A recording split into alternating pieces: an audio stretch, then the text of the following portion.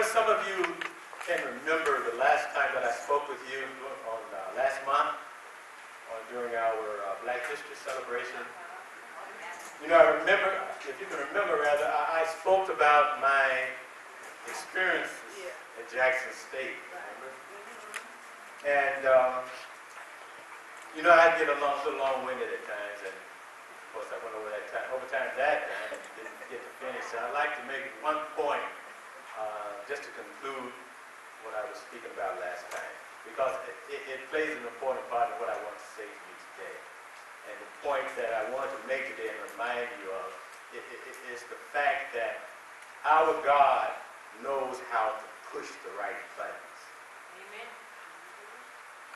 He knows how to push the right buttons. In other words, he knows how to do exactly what is necessary to achieve the result that he wants. Now, when I was at Jackson State, one of the reasons I say that, when I was at Jackson State, if you can remember, I grew away from God. Really consider myself an atheist. Remember I told you that? Yeah. When I was at Jackson State, I come to believe that anything that did not fit logic, anything that could not be proven and established and proven by science, anything that could not be substantiated with the five senses was a figment of your imagination. I come to think that if it was something that I could not see, touch, feel, smell, and prove, and science had not proven, it just didn't exist. And I reasoned God out of existence. In other words, and what I want to say to you today, brethren, is that I allowed intellectual vanity to drive me away from God. To drive me away from God. Now, let me continue. It was 10 years before I set another foot in the church. It was 10 years that I went through life convinced that God did not exist. Now you might say, well, John, ain't no big deal. A lot of us, when we went away, left home, went away to school or whatever, we stopped going to church. A lot of us did that. But not many of us, brother, not many of us reasoned God out of existence logically. And it's all intellectual vanity. And it wasn't until I heard saw a telecast of Mr. Armstrong that I picked up another Bible. And it wasn't because I was interested in God. It wasn't because I was looking for a church home. It wasn't because I cared anything about salvation. But Mr. Armstrong challenged me intellectually. It was intellectual vanity that made me pick up that Bible. Because he said things that I never heard before. And I was obsessed with proving him wrong. Obsessed with it. And so I blowed my dust off that Bible. I still had one. 10 years old, but I still had it. Blowed the dust off and then started looking. And back then, I couldn't prove anything that he had said was wrong. Now, thanks be to God, 35 years later, I can stand before you and tell you that I can prove a lot of things he said wrong, but not everything. But also now, I don't care. Because now, Christ is the solid rock upon which I stand. And as you know, the old hymn goes, all on the ground, sinking sand. But, brother, when I think about it, the reason I can say to you, God, we have a God that knows how to push the right buttons. From my point of view, it was intellectual vanity that drove me from God, and it was intellectual vanity that brought me back.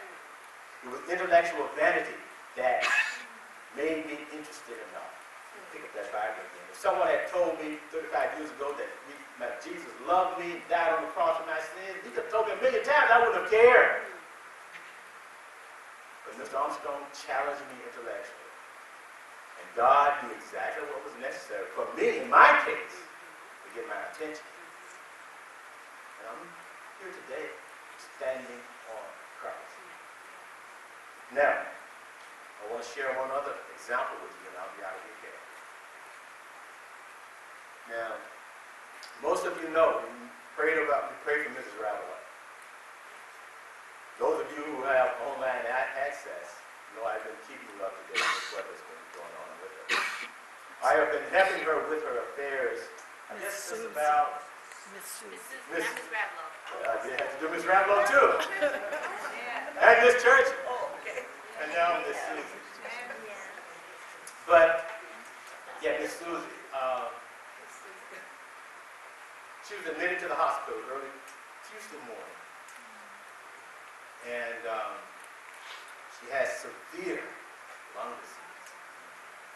And things do not look good for her at all. As a matter of fact, I feel that any day could be her last. Now, on Tuesday, when I got a call and went in to see her again, she's at the Kaiser on the intersection of Sunset and Vermont. Courtroom, 4986, honey? Anyway, I went in on Tuesday to see her, and she really looked bad. She really did. But she was able to recognize me. She couldn't communicate. She can't speak. At least she couldn't speak. She tried so hard to speak to me. She did point a little bit, but she just couldn't get the words out. And I wished I could have understood what she was trying to tell me. But she's practically deaf now, so she couldn't have heard anything I said to her. And it really tore my heart out that we couldn't communicate. And she looked so sad and angry.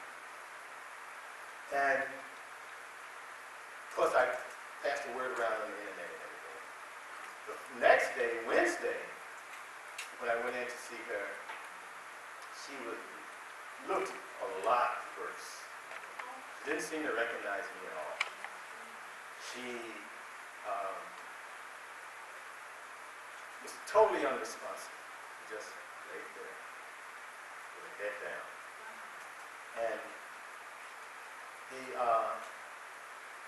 the doctors came in and was talking to me about her.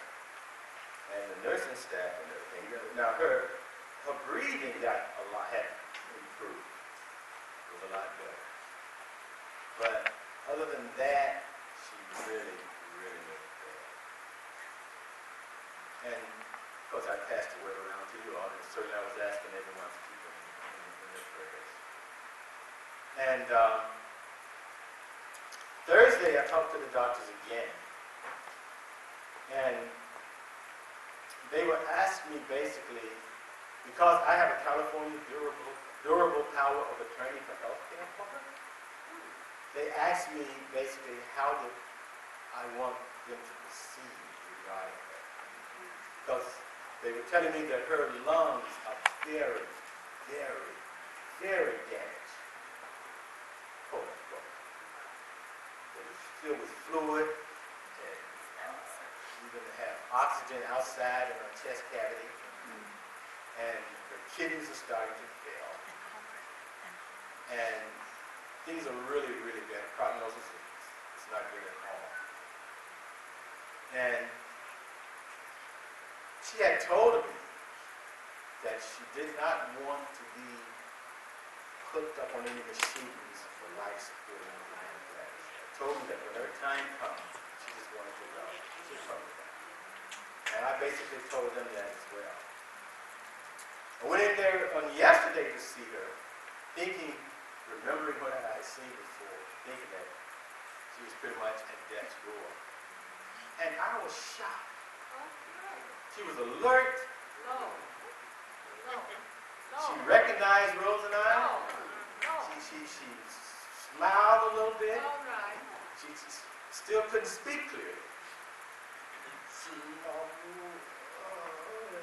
that sort of thing. And I really felt, I was just enthusiastic. Man, God is answering our prayers. What an incredible God we serve. And we stood there, we were there with him about 2 hours before the doctor came in. And he said, you know, John, I tell you, I told him too, I said, you know, doctor, when I spoke with you on yesterday, you know, you know, the impression that I had about her condition was that the end was quite near. But today she looks so much better.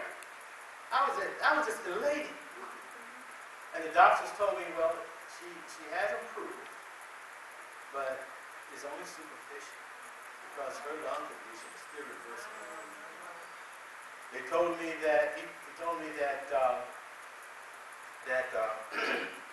basically, in effect, it really was just a matter of time.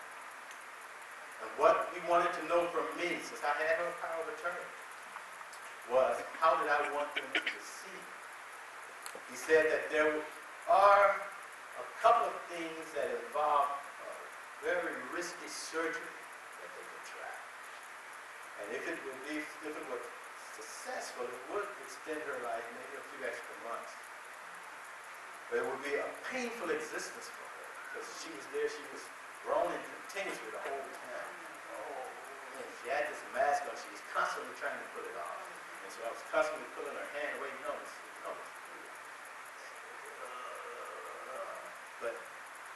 and she would cry out every now and then. And he said, John, you know, she looks a lot better, but she's suffering. He said, John, you tell me, how do you want me to proceed? Do you want our care to take the approach of doing whatever is possible to sustain her, even for a few extra months? Or making her care, making her as comfortable as possible with her last few days. And I walked into that room and I was elated. And then I felt, 2 hours later, I felt like I had been hitting me down. You know? Because, you know, we had talked about life support and things like that, but always from the perspective of life support, you know, a person being on a machine after they're technically already dead. So they are dead, no brain activity or anything, but you just maintain the body. I never thought about life support in the context of how you were going to treat her during her final days. Did you want to do everything possible to sustain her, even if that involved putting her on some sort of machines and stuff, but she wouldn't be technically dead, she hadn't died, or we would let her go. We had discussed that from that perspective. And it was a terrifying decision for me to make. I was just dumbfounded. I didn't know what to do. Because I did not want to see her suffer. But at the same time, I did not want to take advantage of everything that was out there that might help her. So it was a tough decision to make. The doctor recommended that I let her go. But I just could not decide. I asked him if I could talk to him a little later. I was going to probably see the son. I just was totally uncomfortable. Rose said, John, she gave you the power. Now, earlier while we were there, she had very clearly said, I want to go home. We both heard it. But I thought that she wanted to get out of the hospital and go back to the Garden Crest, the nursing home where she was in. But she had said that. And while the doctor and I, we were over in the far side of the room. And she certainly did not hear a single word anything that we had said. But I imagine she was looking at us, and she probably knew what he was telling me. She probably saw the stress on me. I'm pretty sure I rubbed my bald spot a few times, and I'm pretty sure she realized that that's a sign that John is with her. And I'll tell you, I did not know what to do. But it shows how God knows how to press the right buttons. So I'll tell you. After a while, she very clearly said, I want to die. In the midst of all that moaning and groaning, she stopped and said, I want to die. I looked at Rose, and I said, you hear that? It sounds to me like she said she wanted to die. Rose said, that's what I heard too. And then she raised her left hand up toward heaven 3 times. Just on the way, like that. And then she asked, she said, John, well, she didn't say John, she said, where is my mom? Just like that. Now, when I was helping Mrs. Ravelow, in her last days, Mrs. Ravelow began to see her sister, younger sister that had died years ago. And she would tell me, John, my sister came in and visited yesterday. Sat right there and we talked. And I don't know, I just kind of have that feeling as people enter their final days, they begin to see loved ones that preceded them. And Miss Susan began to ask for her mom. You know, she was out here, no doubt but her and her mother that stayed out here. So her father had died and she had no siblings. And when she did that, I paged the doctor, told him to come back, and I wanted to discuss things with him once more. He came, and I told him that she had made her own decision, and that I agreed to let her go. They removed that mask off her and gave her the breathing tube, and she was so much more calm. She stopped groaning and moaning, leaned over and nodded off to sleep. And her breathing was still stable. And since I've heard nothing more from Kaiser, I assume that that is the way her condition is as I speak. But God, we have a God who knows how to press the right buttons. We have a God that knew that I was struggling with a decision that I didn't feel qualified to make, a decision that had been laid upon me, and I was burdened with it. And I am convinced, not disagree, but I am convinced that he inspired Miss Susan to tell me what his will was. And we decided to let her go. We have a God who loves us. We have a God who cares for us. We have a God who will do what is necessary, will give us what we need, when we need it, will do what is necessary to get the result. She wanted to thank you for your prayers, and so do I. We have a God who